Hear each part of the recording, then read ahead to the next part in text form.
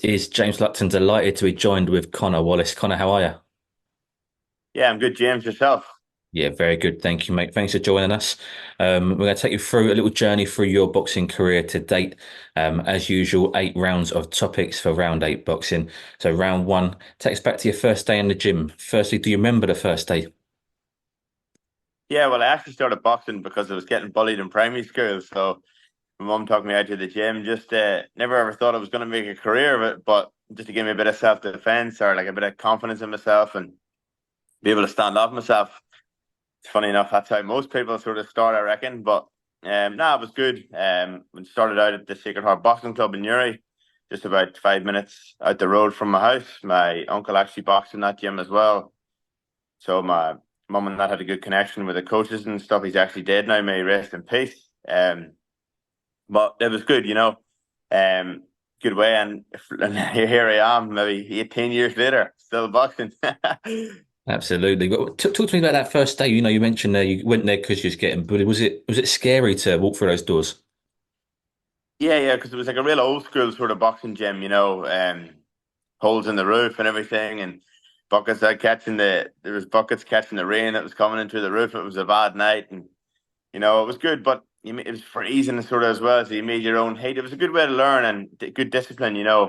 Um, real old school sort of boxing gym, and I learned a lot from it. It was real old school way of training, doing the same sort of thing each night, and me to get up each morning, do your road work. But nah, definitely learned a lot about myself, and it taught me a lot of things, just not outside of the ring as well, not just in the ring. You said about learning some confidence and getting confidence from going to the gym. How quickly did that happen for yourself? Oh, I couldn't really put a time on it as such, to be honest, but I reckon just the more I was doing it, the better I got, and the more confidence. Not like you're gonna go around like fighting people on the street or whatever, but it was just, being able to. Obviously, it helped me drop a little bit of weight as well. I was a bit of a chubby sort of kid, not like really fat, but I had a little bit of puppy fat in that, as you would when you're younger. So I think as I started getting to like it more and I was getting a little bit older, you start to take a bit more care of yourself, um, all them sort of things. And then I was sparring and everything, and then I had my first fight then when I was 11. So that sort of gave me the hunger for it, and I started to become a real competitive sort of person. And um, the more you were winning, the more you wanted to stick at it. So it was like, no, it was good. I really got the hunger, and um, had a lot of amateur fights moving up. Like it was going year and year, and the more I done it, the more I learned, and obviously the more confident I got, the more normal it was for me. Absolutely. You mentioned there what's going to come on to next, and that was sparring. Do you remember your first spar? And again, was that a scary prospect? Yeah, it definitely was. The first time you get hit on the nose and your eyes all of water, but my nose has definitely got a good bit bigger from the start of boxing. I know that. Let's go into round two then. Your amateur career, a successful one it was. Talk us through it. Yeah, as I say, so I had my first fight when I was 11 and won my first national title when I was 11 as well. Because can get your boxing book when you're 11 in Ireland and the UK. And slowly moved my way up through the years and lots of fights and 7 national titles I won. I had 175 amateur fights represented my province, my country, all over the world, in Russia, America, Azerbaijan. There's a lot of countries, Germany. Boxing was very kind to me. I got to see a lot of the world and a lot of places that people would never see. Some countries they weren't that well off as well, and going to them countries sort of showed you um it's hard work. You got to put in the hard work, and to get there's no fancy gyms, no aircon, none of that sort of stuff. It was just a will, a desire, a drive, and that made me learn a lot about myself too, and made me hungry to get to the top. You mentioned that you had your first fight at 11, but you won your first national title at 11 as well. In terms of mention again, confidence and also for yourself, knowing you had that ability to do something with boxing, did you realize it quite quickly because you picked up your first national title so soon? Yeah, well, I still didn't really at that time because I was still so young. I do like I think because I was still so young, you don't really you just you're going with the flow as such. I was still sort of winging it, just I boxed at whatever weight I was. like walking around that and stuff. I didn't really know about like cutting weight or any of that sort of thing. It wasn't that big back then. But then now, but like when my younger brother he was boxing, I was able to give him that guidance about making the weight. And like I was 44 kilograms when I was 11, and he was only 33. So he was 11 kilos lighter than me, and we were both the same age. So it just goes to show you with that bit of guidance and stuff, um, it does make a big difference.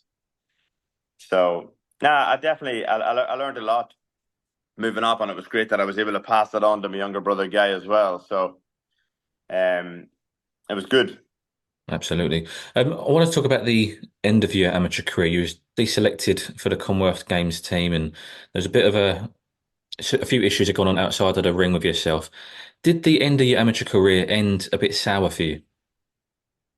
Oh, sort of as such, yeah. But it is what it is. You know, life gives you these hurdles, and you just get over them. It makes you into a better person. You know, and here we are. You know, I'm looking forward. You're not looking behind you, and it is what it is. It allowed you to turn professional. You moved out to Australia to turn pro. Why the move to Australia?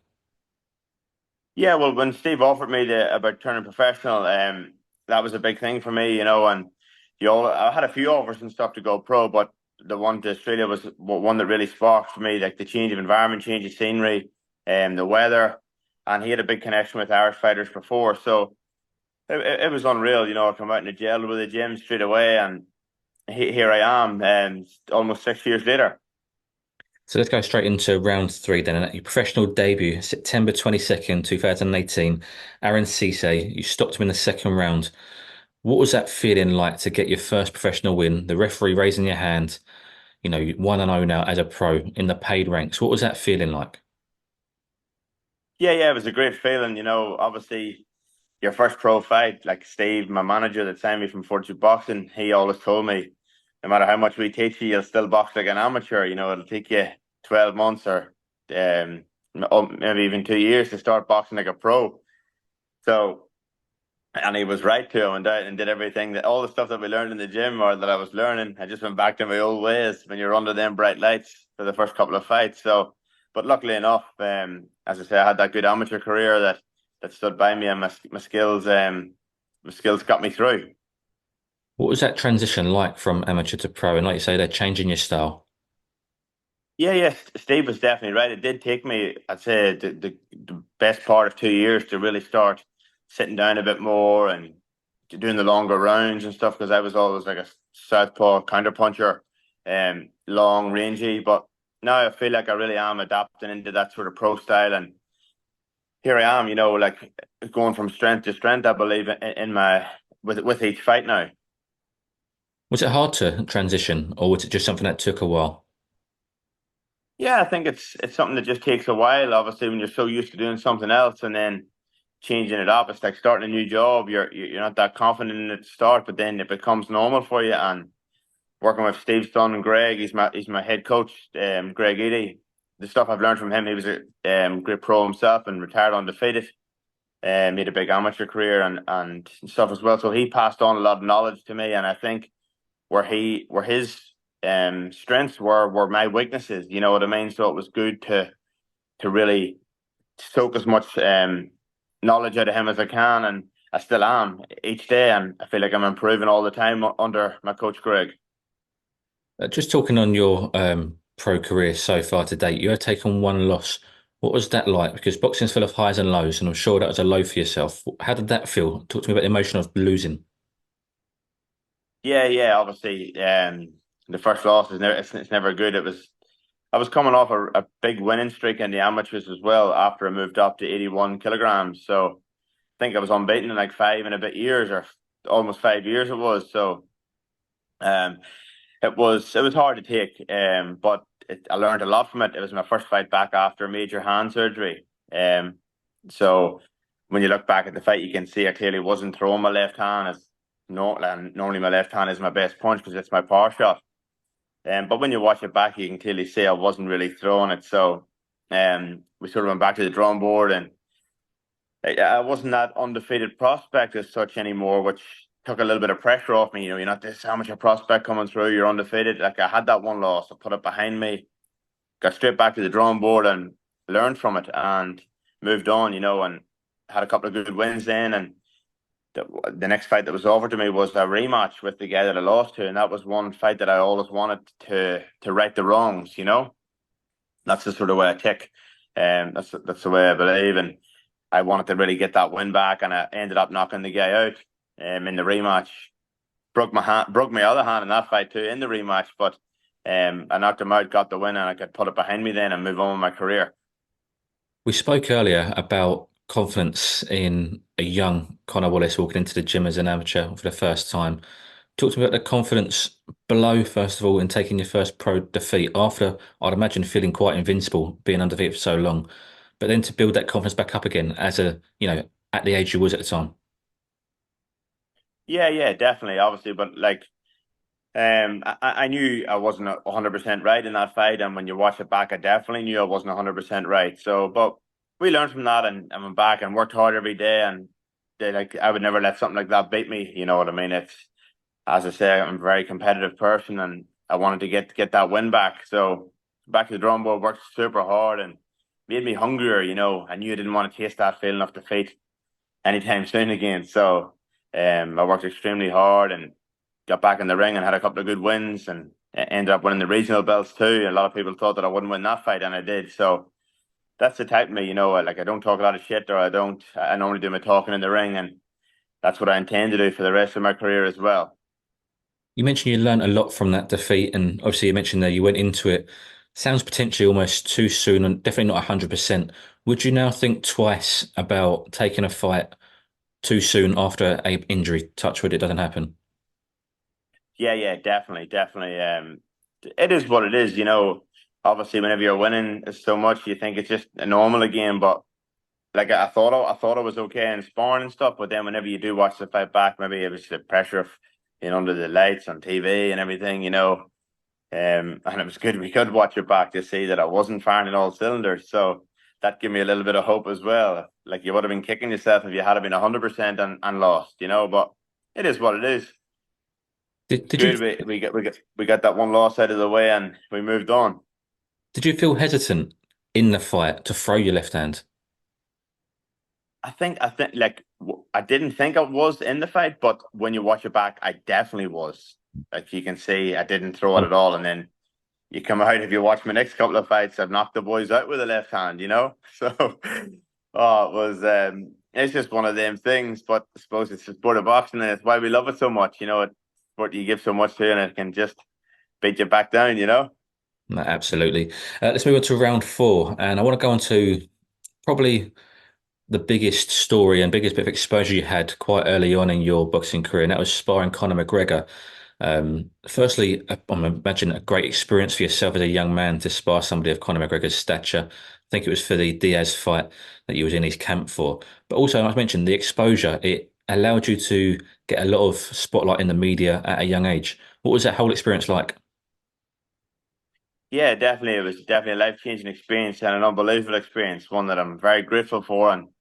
And I will never forget, going up to spar Conor McGregor in Dublin first, and then like McConnell organised it for me. Um, I was a good friend of mine and was on the same team as Mick coming up in the amateurs, and I think Conor hit Mick up looking for some southpaw sparring, obviously, similar to Diaz. After McGregor had his first loss, he went back to the drawing board, and that was the first camp that he actually took someone in specific to who he was fighting. So I think Mick gave him a few names. He looked us up, and there's a couple of other, I think Joe Ward and maybe Adam Nolan and stuff at the time. He was a good amateur from Ireland too. And McGregor ended up picking myself, which I'm very grateful for. Can have the Dublin to spar him. It was pretty surreal. And then like Mick had said to me, like if you play your cards right here, you could end up maybe getting to Vegas with him for the whole camp. So I was like, oh, just you never think, oh, if you thought he was talking shit. I was like, oh yeah, yeah, no worries, like just brushing it off. That was all right. So I went up and sparred him, and then I actually was fighting in the Haringey Box Cup the following week, and I fought 3 fights in 3 days and got a cut in the final. And McGregor was obviously watching my Facebook and stuff or my Instagram, and I posted it to say, oh, I got cut in the final, and he texted me and asked me how bad your cut. I seen you get a cut. Plenty of Vaseline and a good head guard. He said, I'll be right. So I said, yeah, no worries. Well, I'll let you know how it go because he was keen to get some more rounds with me. And then we went up and we were meant to go and spar him again.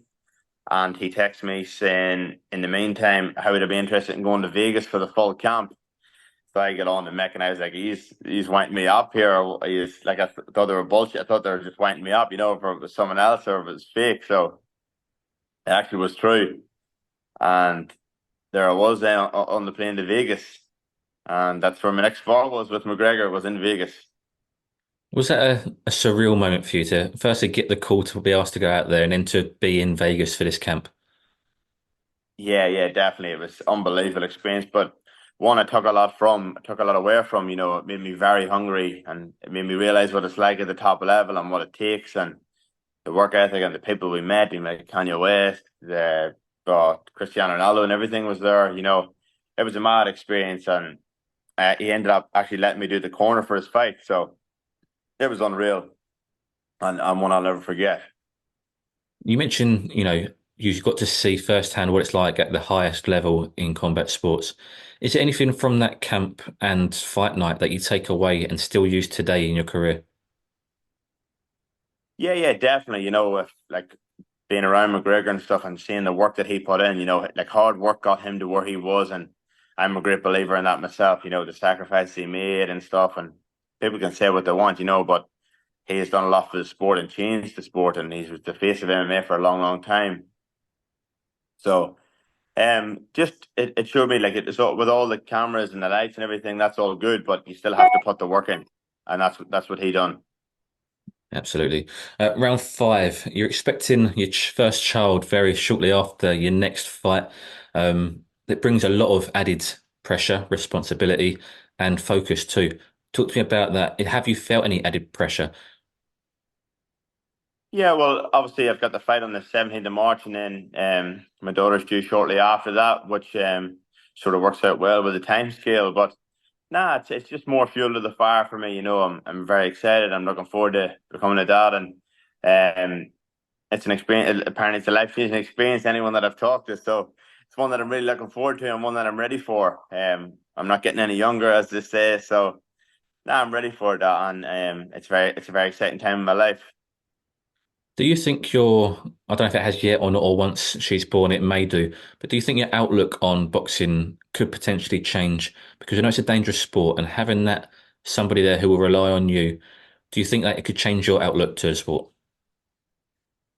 Nah, not so really in that sense. Like it might change it for the better, if anything. You know what I mean? It make me more hungrier to want to do well, but and provide the best life possible for my daughter. So, definitely in that aspect, it will. Yes, and it's just for me, it's just more fuel to the fire. And more of a driving force for me to work harder every day and to give my daughter the best life possible and to show her with hard work and stuff what comes with it. Definitely. Let's move on to round six and your next fight, Jack Gipp, and it's on St. Patrick's Day. How big a deal is that for you to be fighting on Paddy's Day? Yeah, this is a massive, massive day for me and massive day for Irish people. Actually, was supposed to do it last year. I was meant to fight Matt Sheehan last St. Patrick's Day, but obviously breaking my hand in that the Letty rematch, the fight was pushed back to July then, just to give me a bit more time with my hand to heal. So, it's massive. I love the venue, this Fortitude Music Hall that I'm boxing at. It's a great venue. People really get amongst it. They've got the tables down low and then the mezzanine area. So it's a bit like York Hall, sort of that atmosphere, and goes off. It's right across the road from the Irish bar, Finn McCool's, and have a great connection with them as well. So it feels like home for me now. Seeing all the people and all the fans that I have in the Team Wallace green shirts, the Green Army as they call it, out in force. It's getting bigger and bigger every fight, and I think this one's definitely going to be the biggest yet. Definitely, definitely. Um, Jack Gibb, your opponent, undefeated 7-0, I think he is, if I'm right in saying. Do you know Yeah. much about him? Obviously, you share the same promotional company. What do you know about Jack? Yeah, Jack, I know he was a decorated amateur. He had a lot of amateur fights and stuff, and it was traveled all over the world as an amateur. He's just had seven pro fights. But he is a good boxer. He's a slick boxer. He's fast. he's going to bring a good task to me, but I do believe he's going to bring out the best in me. I believe the better the opponent, the better I'll box. So now I'm looking forward to it. It's going to be a great show, and here in Brisbane, I'm looking forward to putting on a good show on St. Patrick's Day. Will he be your toughest opponent so far, on paper at least? Oh well, I fought a couple of good boys, with maybe a bigger record as such, but I think the amateur pedigree definitely will be it's his strongest point. He had a massive amateur career, but if you're looking at it on paper, obviously some of the guys that I fought was maybe 15-1, or Faris was 14-1 or whatever. They've had more pro fights, but Jack definitely would have more amateur fights. But no, it's good. He's a good lad. He's young. He's like myself. He's hungry, and with that, with the hunger comes he'll be coming wanting to win. So I need to be on my game. Absolutely. And like you say, both hungry, motivated fighters going to make for a great fight. Let's move on to round seven and a potential future fight. Somebody I believe that you've got your eye on is Queensberry Promotions' Willie Hutchinson, based over here in Britain. Talking about Willie Hutchinson, is this a fight that you want? How soon do you want it, and why Willie Hutchinson?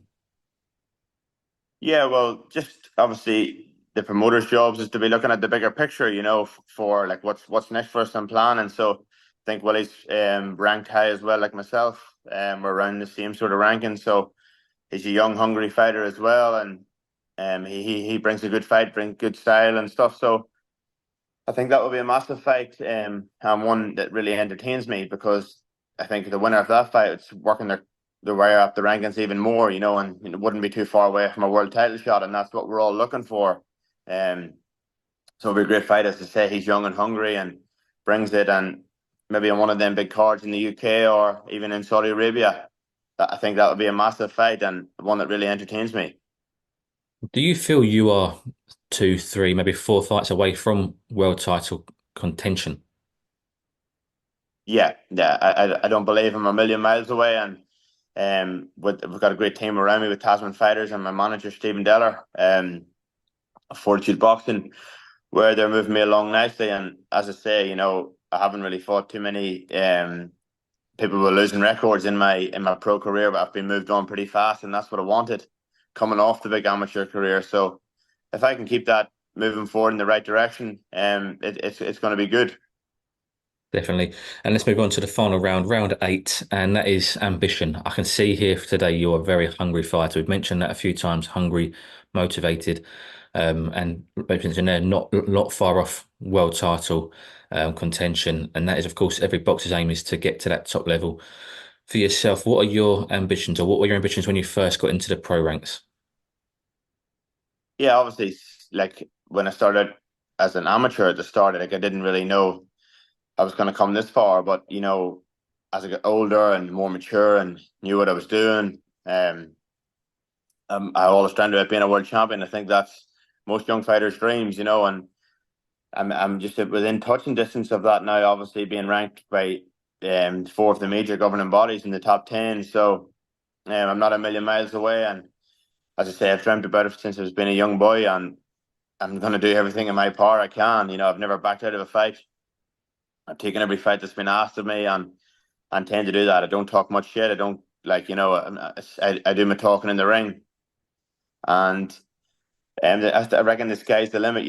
As much as I have the best team around me to get me the fights and stuff, so it's up to me to do the work, and that's exactly what I'm doing.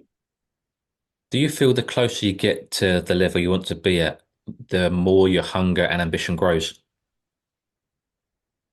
Yeah, I'd say so. That is a good point. Obviously, you done this hard work to get to where, like, I've done all this hard work now to get to where I am. I'm not just going to throw it away. Um, the big fights, the bright lights come with the good paydays and stuff as well, and that's what it's all about. And seeing the likes of Jai Bataille and stuff doing it from over here and getting over and then cards in Saudi and in the UK. It shows you that it can be done with hard work and sacrifice. And I've given a lot to this sport over the years I've been in it, and I'm really looking forward to what the next sort of couple of years hold. We say that the hunger and the motivation grows, but I'm sure the pressure also grows. How do you deal with pressure? Yeah, definitely. The big nights. I love the big nights and the fights that I've had so far. I feel like I perform better in the fights than I do in sparring. And pressure makes diamonds, as they say. And with pressure, with big risk comes big reward. So I'm willing to do that. I'm willing to take it, and that's what it's all about. That's what gets you up out of bed in the morning. Absolutely. Well, Connor, thank you very much for your time and talking us through your boxing journey so far. All the best of luck for the fight night, which is fast approaching. And again, we'll speak soon. Cheers. Thank you very much for having me on. No worries at all. Pleasure.